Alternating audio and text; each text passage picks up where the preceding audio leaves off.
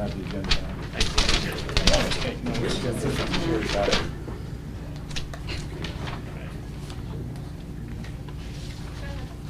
We have to wait for the little red light to come on.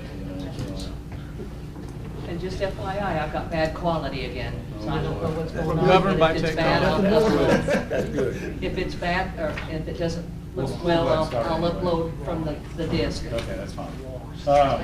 Thanks everybody for coming. We did miss last month because we didn't really have a whole lot to cover. We knew Jason was coming this month, so we'll welcome Jason back down. There's a lot of good things I think to go through.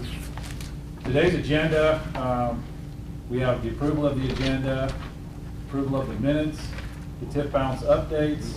Jason's going to talk about TIF districts and our annual review. Alvin's going to have an update on the Antro Water Tower.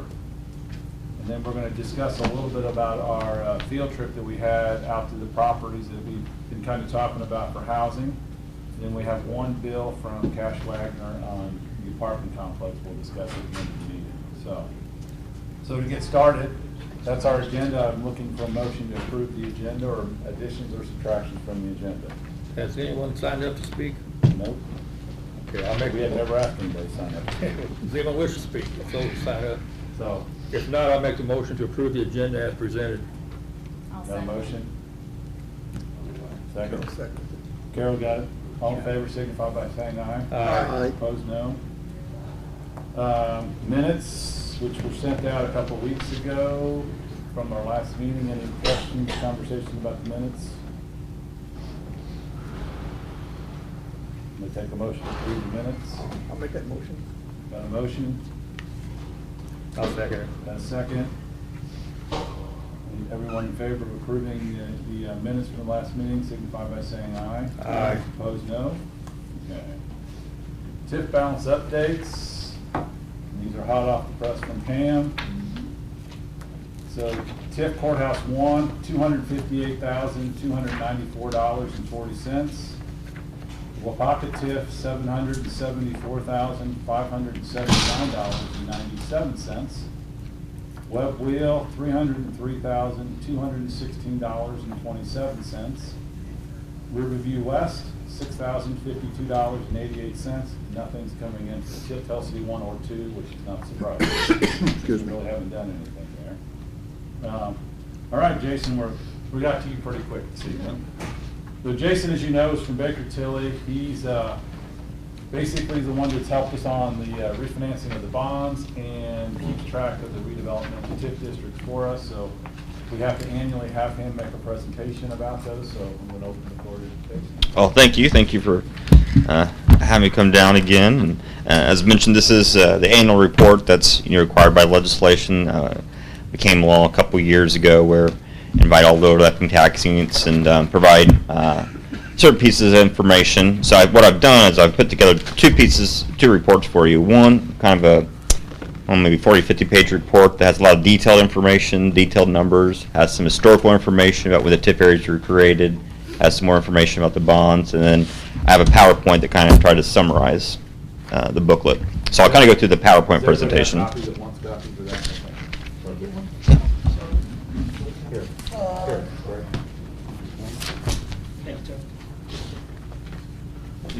Here. I'll send you a Couple copy. here. You got it. That's all right. I'll bring you along. I just had it. Thank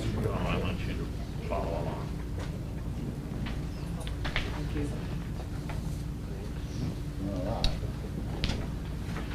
So we'll kind of go through this PowerPoint presentation. Those of you who were here last year, it's going to be very similar to what we did last year, just kind of updating the information and providing, there's certain things that's required per the statute that we discuss or present, kind of what the TIF area is created for, the purpose. So we'll kind of go over some of the projects that you either have funded historically from the tax increment or future projects that you could potentially pay for from the future revenues.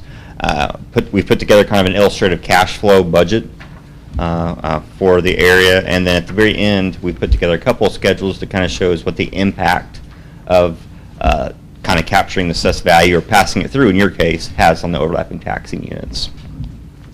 So if you have any questions regarding anything that I bring up, or if there's a related, topic that you thought might be pertinent based upon the discussion that we're having, feel free to stop me and I'd be happy to address it at that time. So the first area I want to talk about is the allocation area number 1, or the courthouse TIF area. If you look on page 3, put a little bit of historical information when it was created. It was created in 1992. It has expiration date of June 30th, 2025. So depending upon your interpretation, the assessment that's due January 1, 2025 for taxes payable in 2026, so what you collect in 2026, would be legally your last year that you could collect revenue. After that, all the assessed value that you are capturing would automatically pass through to the overlapping taxing units.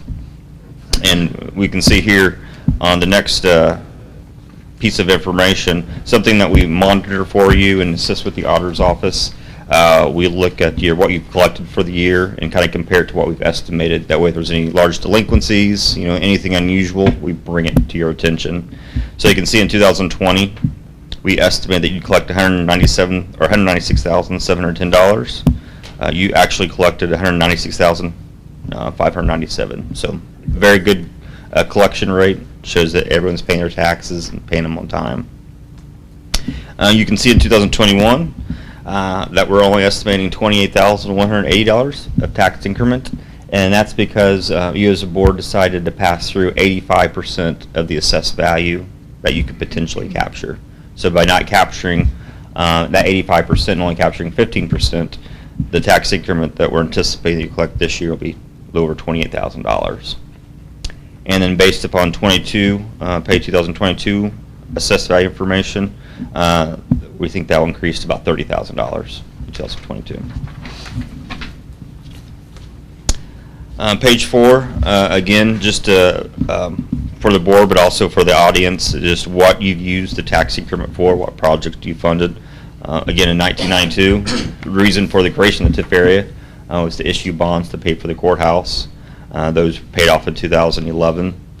Since then, you use tax increment kind of pay-as-you-go basis to pay for projects related to the courthouse. So we've listed those there. And then most recently, a couple years ago, the National Guard Armory, converted to the County Annex building. So page 5. Again, this is more kind of an illustration, kind of a budget cash flow. Again, kind of showing the tax increment coming in for this year, $28,000, and then $30,000 thereafter. We kind of put some placement holders for some expenses, about $20,000 a year for other services and charges. That's kind of professional fees, such as our fees, legal fees. If you hire any consultants to do any kind of feasibilities, that can be paid out of that line item. We have allocated $25,000 a year for capital outlays, future projects that you'd like to use the TIF for. So again, assuming that this budget comes to fruition, that's about $45,000 of expenses per year. You can see that's more than the amount of revenue coming in per year. But that's because you have, as you just mentioned, you have a balance coming in that you're kind of dipping into a little bit each year. Just so people know, we don't spend that money. Most of this. Yeah, this is really just kind of it's budgeted, or it's kind of a placement holder. Right. Mhm. Yeah, just shows that if you did have this budget, you could support it. And one of the questions was asked, because this TIF area is going to legally end here in a couple years, what happens if you have any tax increment available at the end of 2025 or 26? You have a couple options. One, keep it in your allocation fund and just continue, dipping into it each year to fund capital projects. Or I do know there's been a couple of cases where they've taken that money and allocated it back to the auditor's office. It kind of distributes at settlement time. Then just close that account out then. Yeah. Most keep that account open and just start dipping down and paying for projects, until the money runs out. What was the second option? If Deal just said you could, let's say you have $100,000 at the end of the term, you could give that money back to the county auditor, and then they would distribute that at settlement time, and it would just flow through to the tax units. I would caution that because you don't want to have any unintended consequences, because as you know, if units collect more than what they levied, then you have excess, and that could impact your budgets for future years. The amount of money we're talking about probably wouldn't have that impact, but usually be careful about the unintended consequences of trying to do something good. Trustees are so small, their budgets that, yeah. So that's why I see most communities just keep that money. Again, it's just not a big bucket of money, and just continue funding projects for it.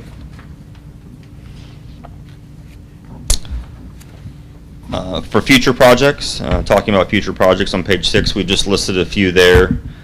Continued improvements for the courthouse, the annex building, road infrastructure, public infrastructure improvements that benefit the area, and then feasibility studies. So really, basically, any capital project that's in serving or benefiting the area can be the TIF can be used for, or any kind of feasibility studies for projects that are in serving or benefiting the area. So Jason, when you talk about some of these things, are they just in this TIF area? In serving or benefiting. So it doesn't have to be in the TIF area, but it has to be something that benefits the TIF area. Yes. So feasibility study, so Chris just kind of asked the question without asking the question. Yeah, I was looking at y'all to ask. As we're looking at kind of the conversation we've had, so we're thinking, and I asked Chris this question the other day, if we had money to do sort of a layout on some properties for housing, just to get a kind of a visual look. And is that acceptable under the feasibility studies? And that would probably fall then under other services and charges, I'm assuming. Yeah, the area that you're looking at developing is in serving or benefiting this allocation area. Okay. You can. Good, because I didn't know if you could use it for residential planning of a residential area. I didn't know if there was a restriction on that. Good. So it opens some doors for us. Yeah, because it's it's economic development, so it's hiring professionals just like you would an architect or engineer, as you're doing a capital project. Right. So, and that's probably what you're looking at is some of the infrastructure that's going to be required. That's exactly what we're Yeah. looking at. Yeah. Yeah, good. Yeah. Well, that helps. Worth your money, just for that. Any other questions on Area 1? So that's something that, I know you have to make that decision every year about passing through, but if you do have, after your analysis, you do have a decision that you have a project that's, you want to fund, then you could, change that decision every year and maybe not pass through 85%, maybe pass through less to kind of give you more money to help, start the pump and pay for that project rather than use other funds of the county that you might have to use to pay for that infrastructure. So this gives the county a little bit of flexibility on how they can maybe pay for certain projects. So there's only 3 years left in this particular TIF. Right. Yeah, it's a small window, Yeah, but not a big time frame. yeah. So Area 3, we refer to as the Wapaka area, starting on page 8, is created in 1995. It will expire in 2025, so it also has kind of a short life. You can see the amount of revenue being collected. In 2020, we estimated $1,370,000. You can see in the footnote there, you only collected $685,000. But actually, they paid late, but you did collect the money because Pam was on the ball and saw that they didn't pay when it was due, so they kind of did an advance settlement. So you actually did collect it. It was just a little bit late. So it kind of showed up on your spring settlement, but you collected it in time to make your bond payments. But for 2021, we're showing about almost $1.4 million collection. And then in 2022, 1.3 million is what we're estimating. The next couple of pages, as you know, you have 4 different bond issues that were payable from this area. The first one was issued in 2014A. You can see there's $290,000 of principal outstanding. It matures in 2024, as long as a few years left. Those bonds are callable at any time, but as you looked at your balances, you don't really have enough funds on hand to pay those off because of the bonds that you have outstanding.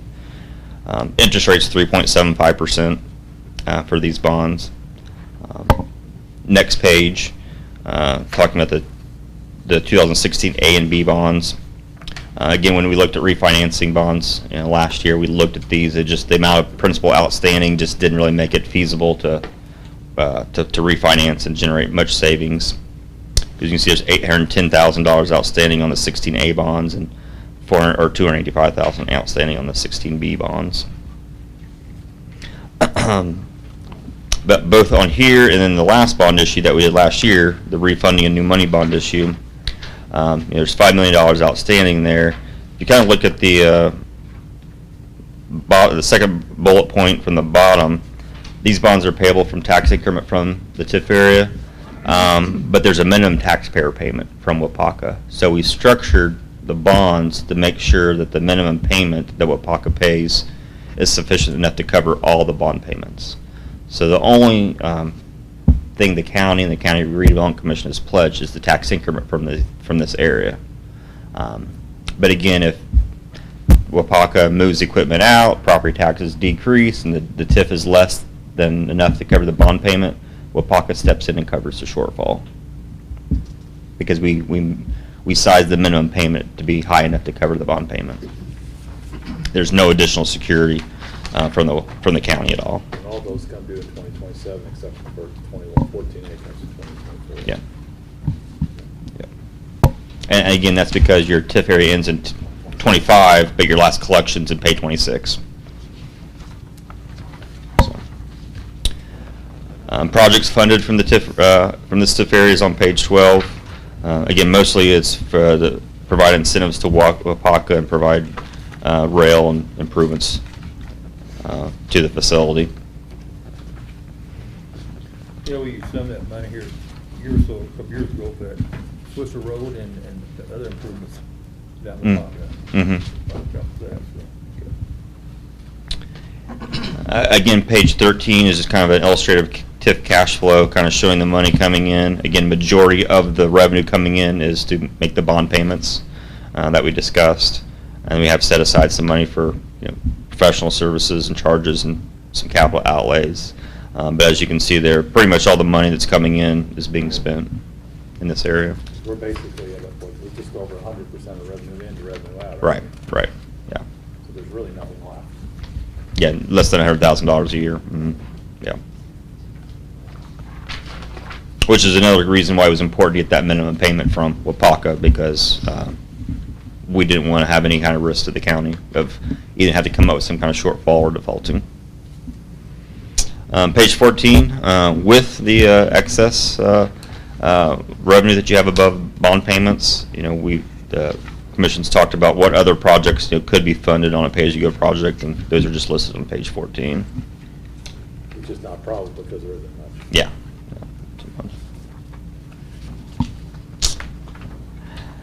Allocation area number 4, web wheel. This was created in 2004.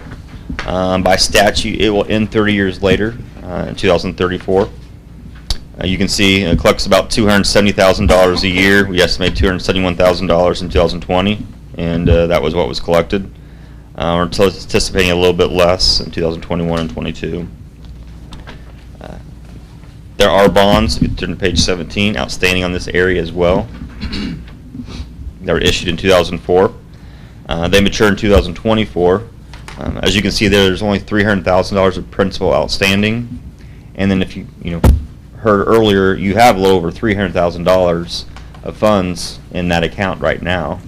These bonds you can pay those off at any time. So that might be something that you might consider if you don't have any use for the funds on hand. I know that part of the funds that you have is allocated for the school, $120,000 a year.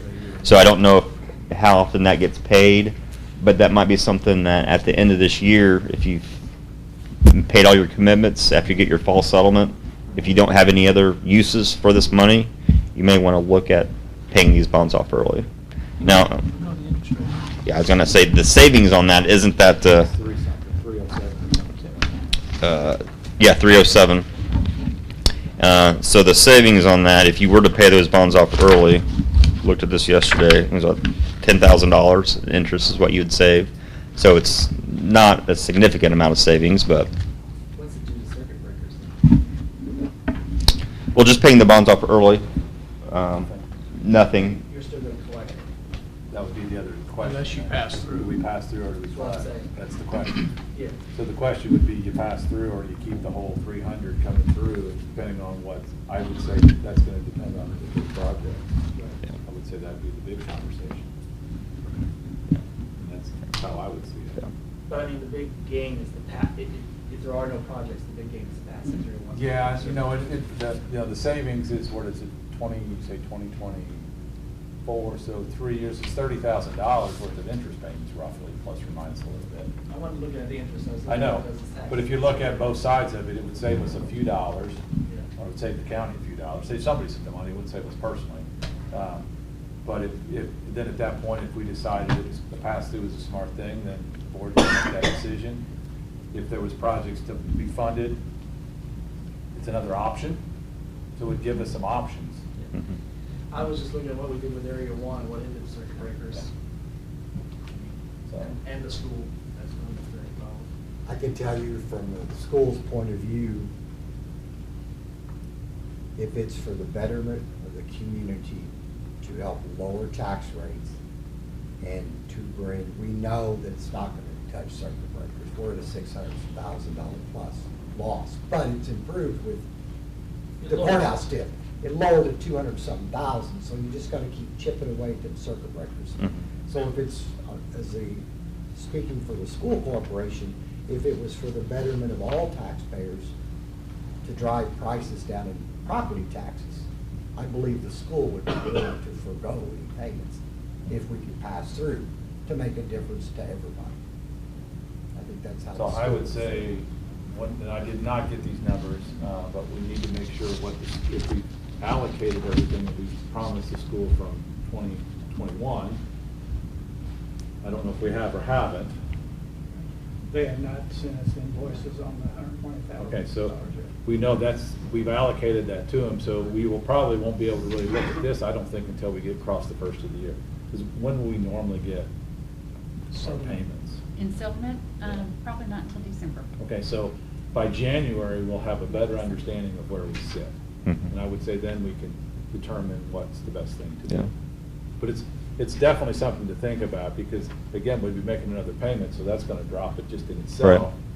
And at some point, these two lines are gonna merge. Yeah. And we can get rid of the bond. And we can look, I know we did this for you a few years ago, if you wanted to, we could kind of look at if you were to pass through all the assessed value, what that would do to circuit breaker for all the units in the county. If you don't mind, go ahead and start the math. Okay. It's always good to know, because the more information we have, the better decisions we can make. Okay. And you got 3 payments to the school sitting in the pot right now, right? Well, not if Fed bonds off, Well, in 2021, you got $314,000 sitting but there. we owe 300, so some point that's gonna merge, that's gonna cross, and you're correct. Yeah. You're correct. Because we have to make another bond payment, I think it's February, right? No, Yes. yeah, February. We'll make Yes. some interest payments, and so we'll be chipping away a little bit. Mhm. So at some point, we'll be able to figure out when we can do that, if it's either February, maybe we wait until a second payment in 20. If you haven't paid any of your $120,000 to the school yet, it probably won't, But we'll have how much comes in 50, additionally.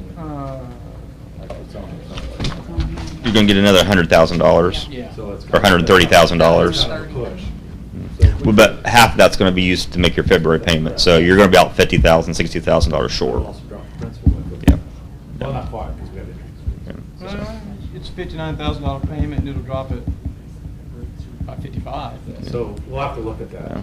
That's where the math is Yeah. going So you might have, I think it's good to talk about it now. Maybe that we just say, we have enough time to talk about it, maybe we hit it, and then the fall or November would be the November payment, right? Mhm. Not the November. No, it's in September the payment. summer. September payment. So when you're making your decision next summer about passing through for 23, Well, we have to have that by July. right, so. that's when we'll want to have this information, so it'd be good to have it that So way. if you would run that map, Okay. it would be good, then we can make that decision if we get into 2022. Okay. Of whatever the board looks like at the time. So, it's good to have options. I didn't make it complex. Oh, no, no, no. Just- That's all the things that you have to think about Yeah. to make the right decisions. Because if we do nothing, the cost to us is not that great. $30,000 over a 3-year period roughly. I mean, that'd be our cost. But if we can chisel it away, it just gives us more options, I think. Mhm. That's how I see it. Yeah. Yeah, the key is really, do you have projects?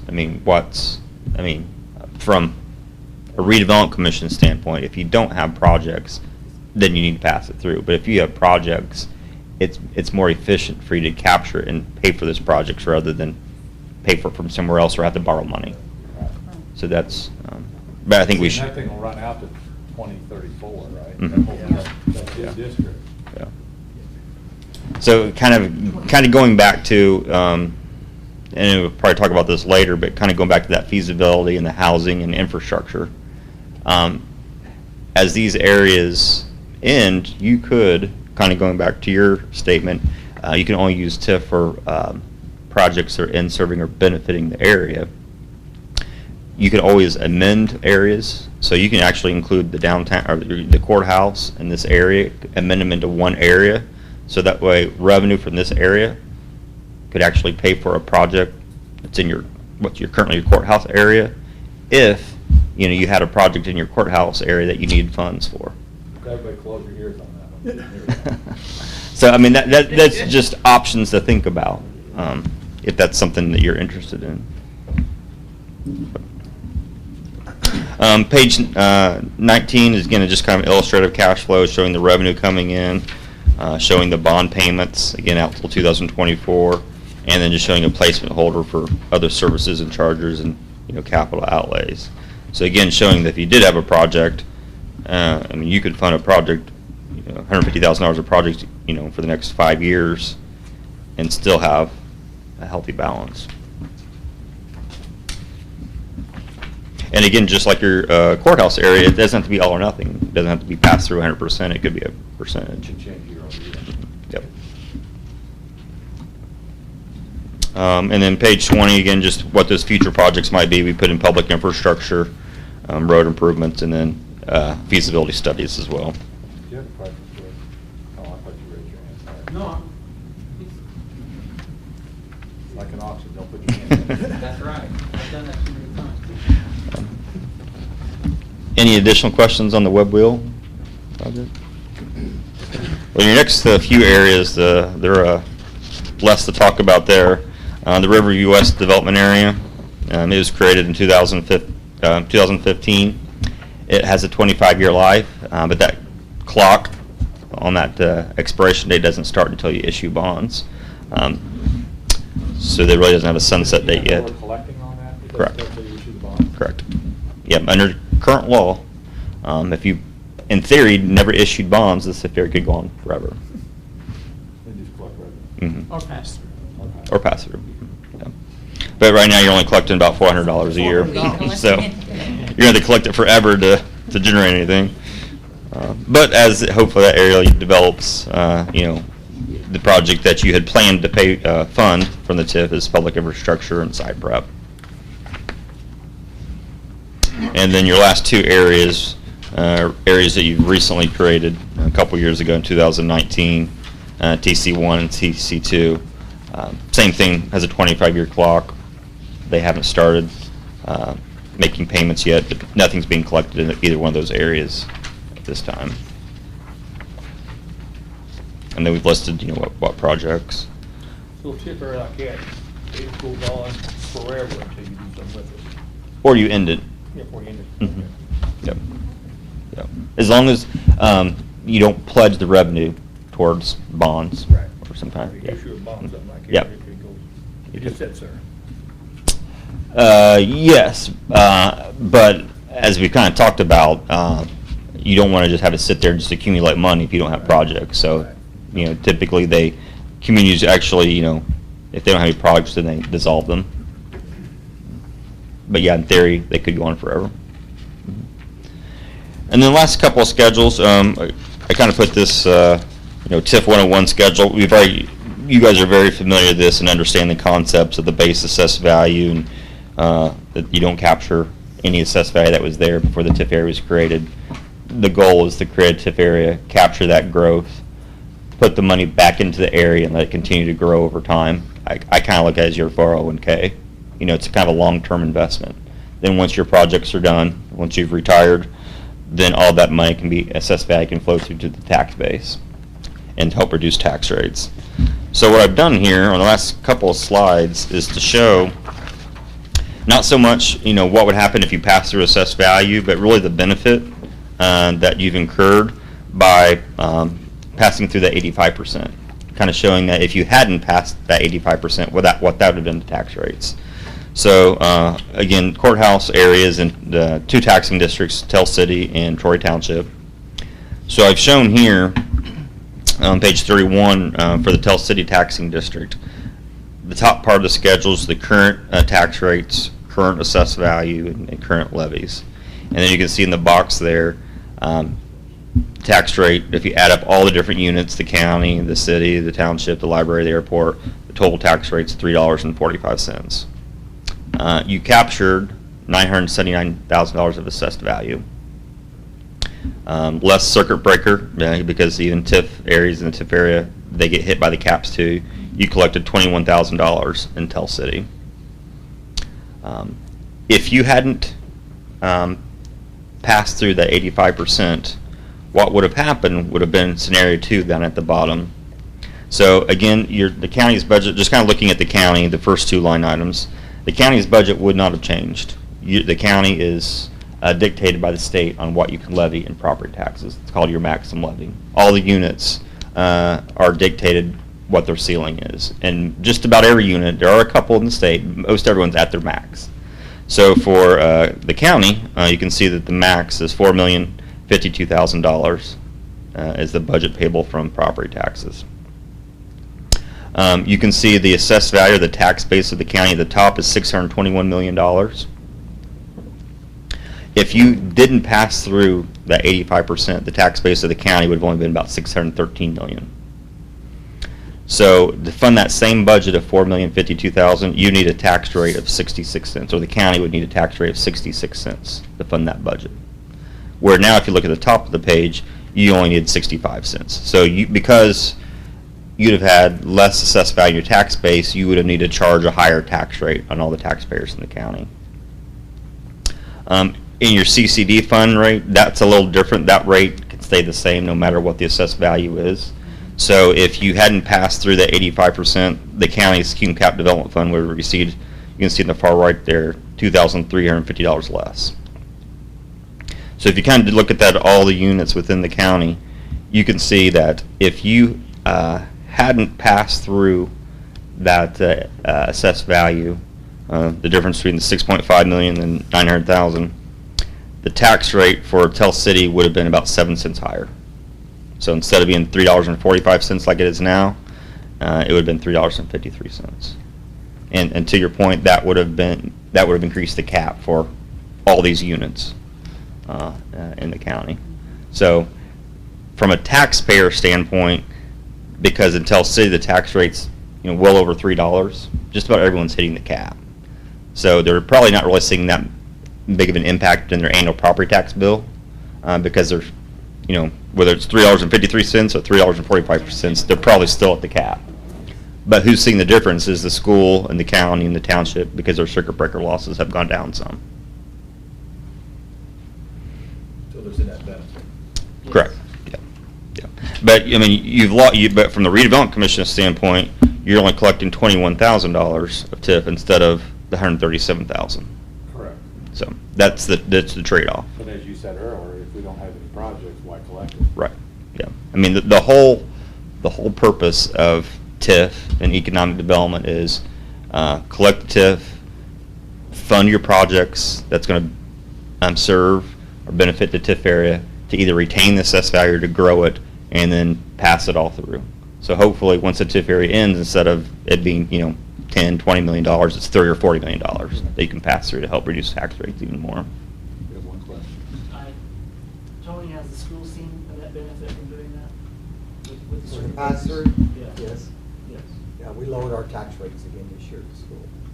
Oh, well, we haven't yet, but we will. Our budget's almost fine. We'll be, 5 out of the last 6 years, we have lowered our tax rate.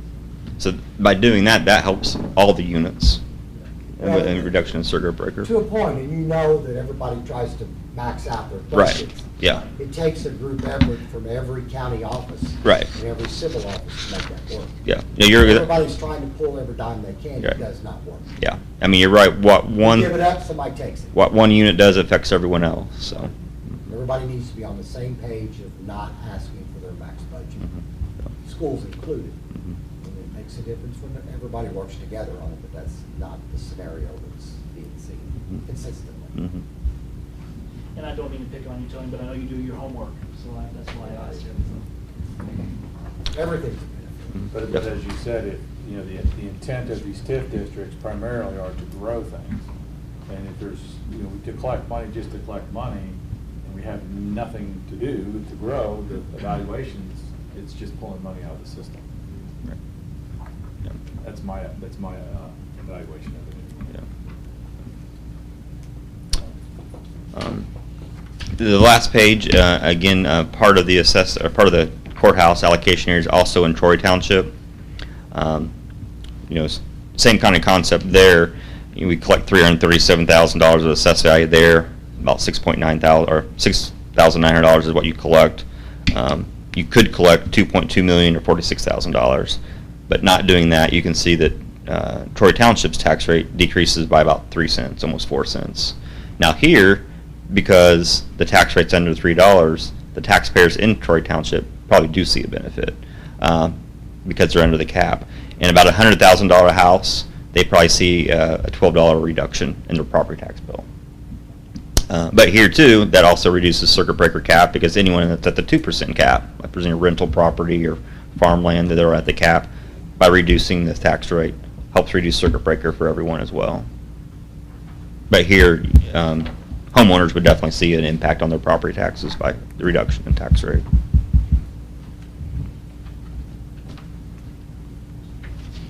Anybody have any questions? Guaranteed you can. I have a question about something you said about how we're supposed to use it to grow so that we can have more taxes or more assessed value. And then what happens if, like with the armory, we didn't really grow because that's a county-owned building. I mean, we got something, but they're not generating taxes, so really. Well, I mean, It's the same concept with the courthouse. yeah, I mean, it's, You can't do a TIF like this anymore. That's right. So we can't do it to fund something that would be county-owned or? no, you can. You could still do courthouse or, You still can't, I thought they changed that. But the real intent is to help cash flow, number one. So like when they did the courthouse, they didn't have any money to build the courthouse, is my assumption. I mean, Paul This is said before that. my time. A real good assumption. So that's the way that they can spread it out over time. The real intent of the TIFs, if you really read into what the TIFs were intended, is for economic development. They're not really intended for governmental, if you will, properties that stays off the property roll. What you're asking to do is we're gonna put a little money to here now so that we can grow our tax base into the future. That's the real intent of a TIF district. And I think, as the board, I think pretty much now, that's been kind of our focus. We're trying to figure that, make sure that that continually happens as we can grow. As we're spending money, we want to make it more money into the future because we have to have the communities grow and we have to have more revenue because costs keep going up. I mean, we can't cost cut to death because you can't grow that way. and there are still communities that use TIF for, I don't know about courthouses, but like police stations, fire stations, because you have that, you know, in quality of life type of projects. Because, you know, you want people who are coming in here, they want to know that they're going to be protected with a, you know, good police department, fire stations, you know, courthouses. So we still see TIF being used for those things. Again, it's not generating, bringing in a company. Right, I was just thinking like, Tell City's looking at doing a sports complex, so that's technically, it wouldn't be something that would pay taxes, but it would bring in economic development and growth Right. and, things like that, so, I mean, I see more benefit to something like that than just a But building that that we. that technically has a net plus flow. Right, there's Yeah. revenue generating there, so, that was just my question, so. Yeah.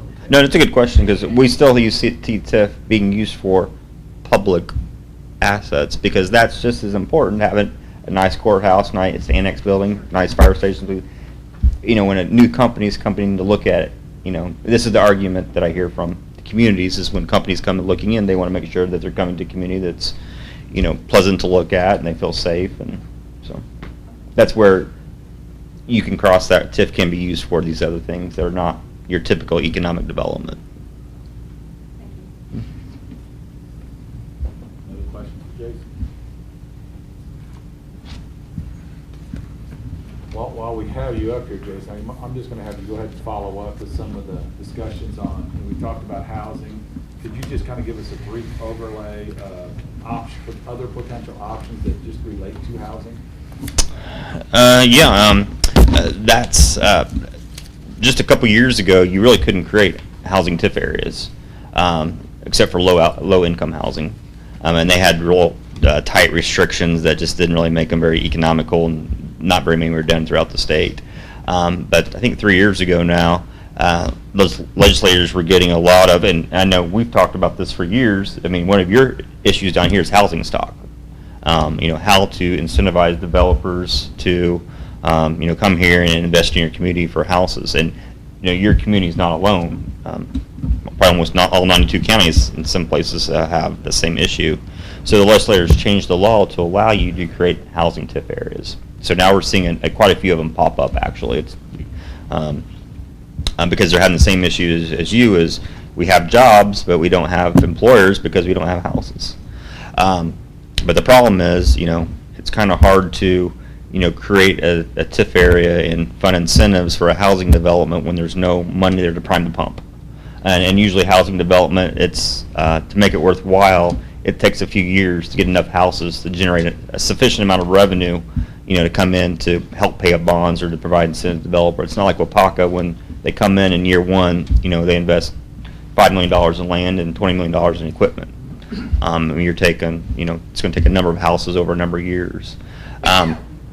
So what we're seeing is kind of what we talked about, and what I've seen in other areas is communities that have existing TIF areas that have some excess. They can maybe use that as additional incentive to help, kind of like I said, prime the pump or provide incentives for the developer.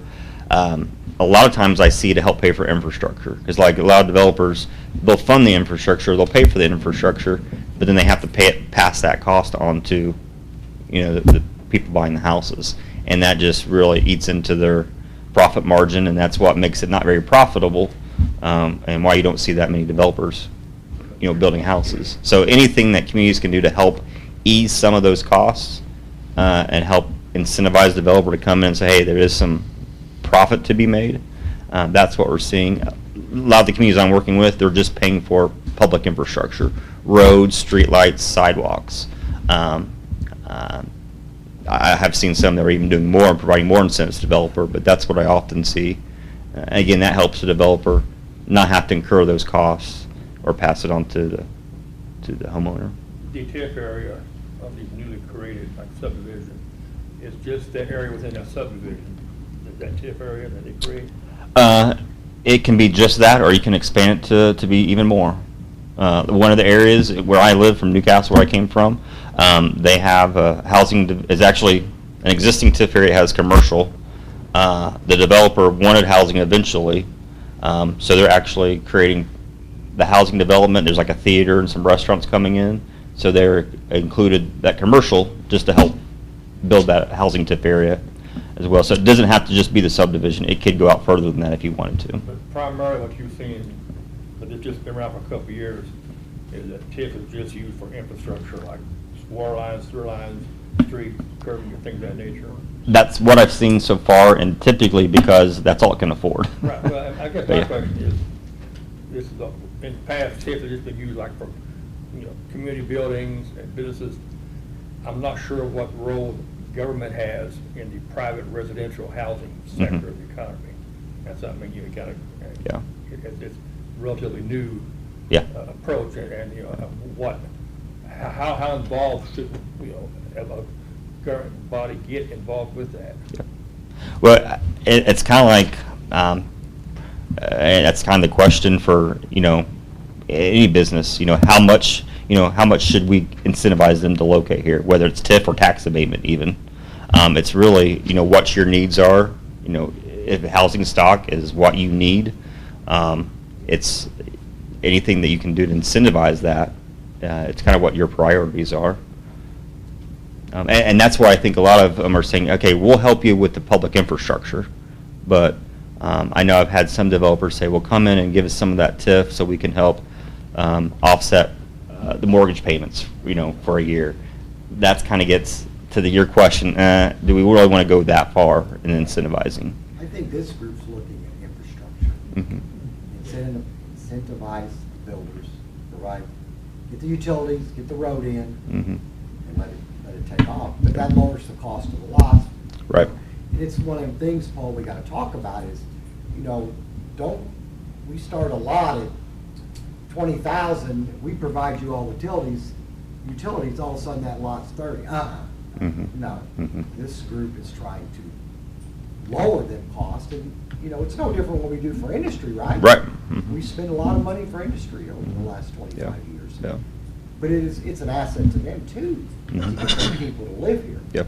Yep. So, And the one thing that's different, as you probably know, with residential TIF areas, and I think I brought this up last year, is it has to go to the school board for approval, whereas a traditional TIF area does not. But residential TIF areas has to go to the school board for their approval. And in most cases, school boards are on board because, from their perspective, they want to see houses because of the kids, because that's where they're getting a lot of their revenue from is, from head counts.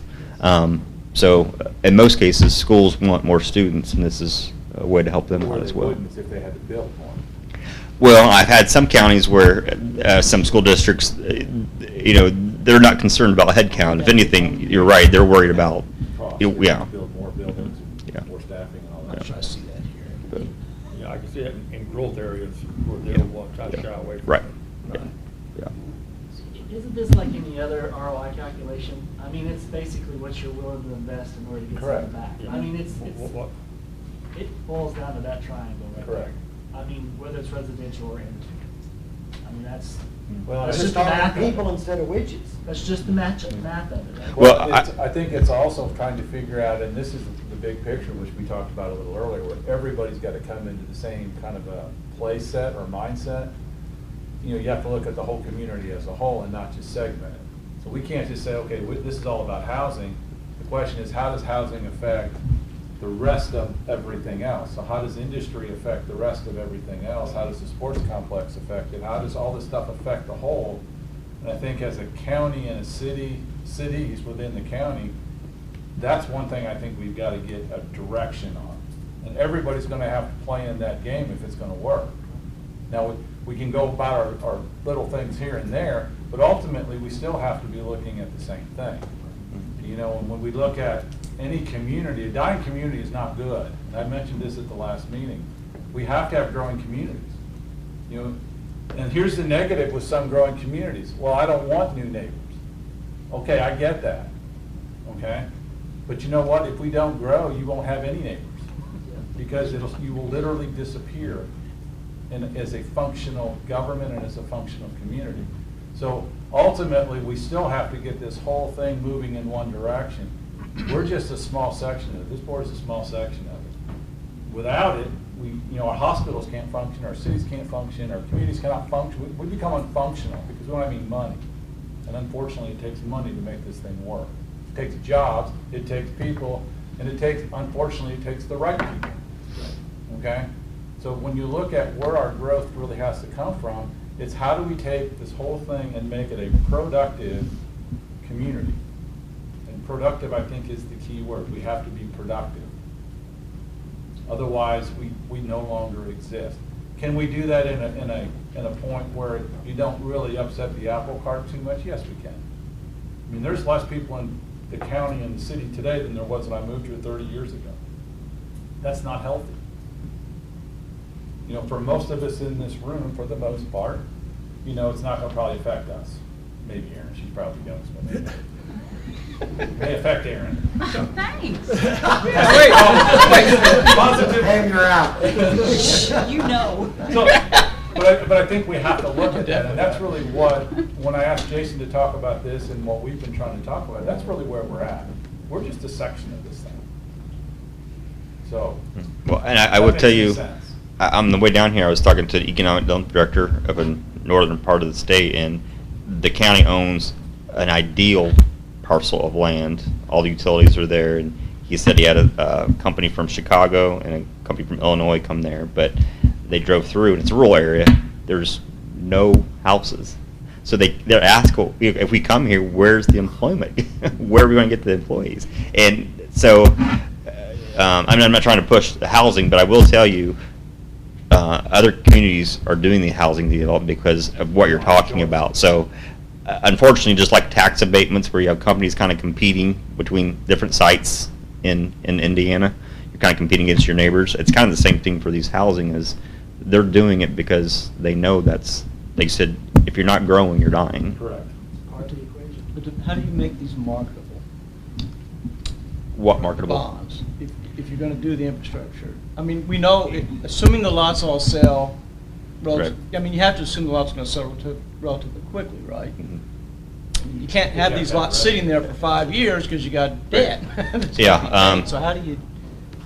You're right, and that's where the existing TIF areas come in. Or the communities are pledging, sometimes the developer buys the bonds. So just if as an they have the example, and wherewithal. I'm not suggesting we do this, I'm just asking the question. If we quit passing through the 85% and accumulated this money for the next 3 years at the courthouse area, are you saying that money can be used, in theory?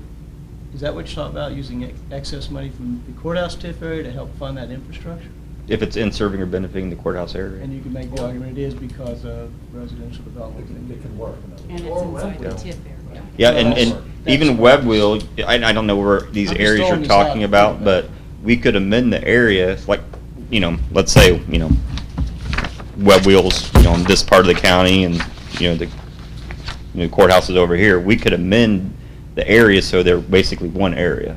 And we are doing that in a lot of areas, I was gonna say, because does it have to be within that? because you Well, often. we've done that here on occasion. We've amended Yeah. our area several times over the. Because you often have revenue in one area, but your projects are in another area.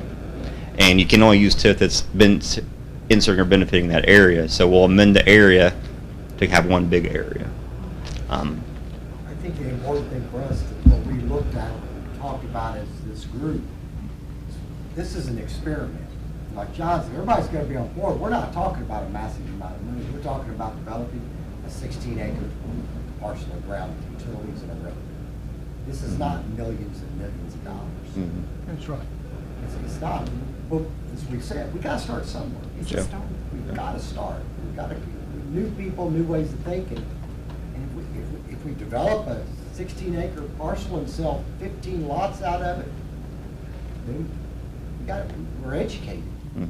to an extent. Not saying that it's gonna work the next time, but, Yeah. you put, and we've talked about, you put 15 houses, let's just say they got a value of $100,000, we just increased AV 1.5 million. Mhm.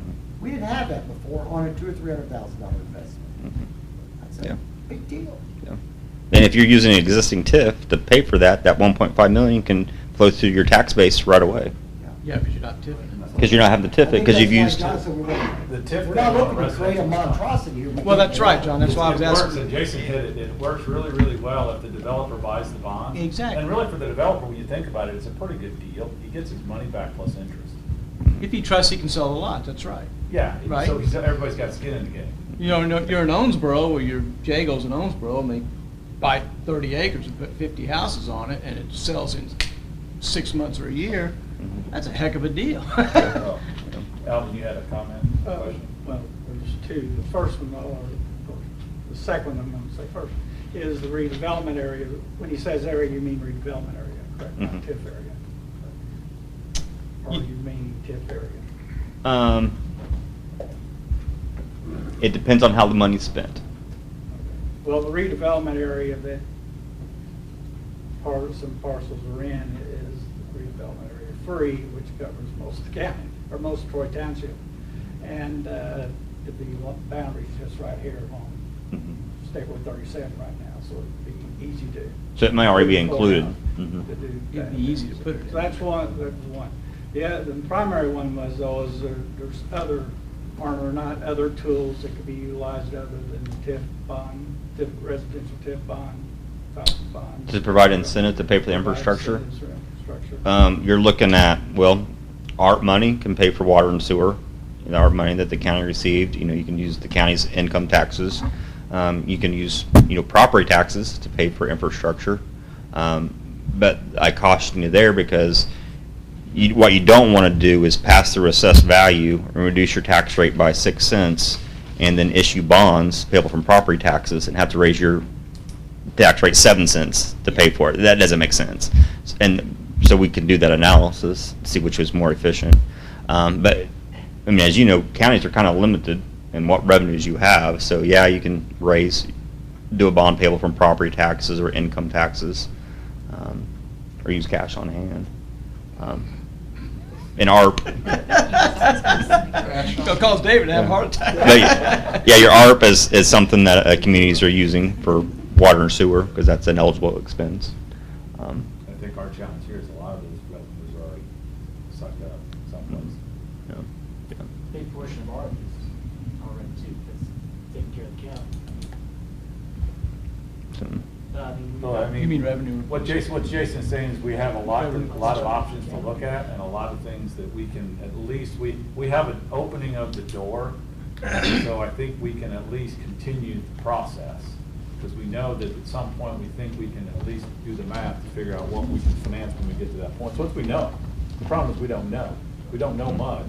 We have ideas and thoughts, but we don't know much. So I'm gonna kind of skip over the water tower since we're on this topic, Alvin, if that's okay. And we'll just kind of stay on this topic. Yeah, we don't need to talk about the water tower. We're gonna touch it, but we'll come back to it. So, just so everybody knows, and some did participate, we did a little bit of a road trip a couple weeks ago. Yeah. And we visited 2 sites that we talked about. One was the 91 acres in behind ATTC. We just got a visual and looked at it, just kind of chatted about it. We came back into town and we stopped at the 237 corner, which actually is owned by Perry County Memorial Hospital. It's the 17 acres on the other side of the road. It sits in that corner. It's kind of a V shape. And I've got pictures if anybody wants copies of these. It's perfectly fine. So we actually looked at those, and I think kind of the consensus as we were talking is we think that the 17 acres might be a little bit easier at this point if we can continually work with the hospital in order for us to at least start the experiment, if you want to use the term experiment. It's a little bit less property. It lays probably a little easier for us to develop. It lays a lot better. Yeah, for us to develop. The 91 could be a really cool subdivision, I will say that though. But it's gonna cost a lot more money, just the way that the land lays in there. So in order to at least keep the dialogue moving, we have that 17 acres. You know, we've talked to Brian and the hospital about this. They're willing to let us kind of take it and start putting together some thoughts and ideas and then figure out how we can work this thing out of the backside to get this thing started. Okay? Fair, Brian? Fair. Okay. So what I would like to do, and I'm just asking, just kind of thinking through this, and unfortunately I think about this stuff on a periodic basis. What I would like to do from this committee is at least be able to go out and get some some bids on at least a topographical survey, and have somebody actually just kind of do a layout of the property. What would it look like if we wanted to try to get the most lots that we could to make them look the nicest? Estimating that's maybe going to cost us $5,000 to $7,000. That's roughly what I've been hearing. We can get the funds from Actually, TIF, you know. Huh? We can use that, the courthouse TIF. Yep, budget. absolutely. Had It's to in our amend the finance. projects, right? No, do No, you have to amend the because- projects for feasibility study? We'd We'll have to check. We'd have to check to see how broad your Okay. plan is. If we can't get it from there, Well, we could even at that, John, we Yes. just have to take time to amend